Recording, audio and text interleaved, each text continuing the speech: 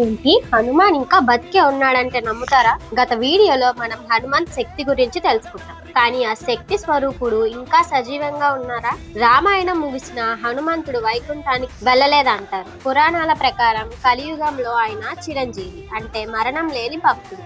అందుకే ఆయన నివాసం గంధమాధవ పర్వతం అని చెప్తారు. హిమాలయాల లోతుల్లో అక్కడ ఆయన నిరంతరం రామనామ జపం చేస్తూ ఉంటాడని చెప్తారు. కానీ అసలు షాకింగ్ విషయం ఏంటంటే, శ్రీలంక అడవుల్లో ఒక తెగ హనుమంతుడి దర్శనం గురించి ఇప్పటికీ చెప్తుంది. ఆ తెగ నమ్మకం ప్రకారం కొన్ని దశాబ్దాలు ఒకసారి హనుమంతుడు కొండ దిగి వచ్చి వాళ్ళకి ఆధ్యాత్మిక జ్ఞానం బోధిస్తాడట. అంతేకాదు, ఆయన చెప్పిన మాటలన్నీ తాళపత్ర గ్రంథాల్లో రాసుకొని ఇప్పటికీ దాచుకుంటారంట. అందుకే హనుమంతుడికి కలియుగ ప్రత్యక్ష దైవం అంటారు. మన కళ్ళకి కనిపించకపోయినా ఆయన శక్తి మనల్ని నడిపిస్తూ ఉంటుంది.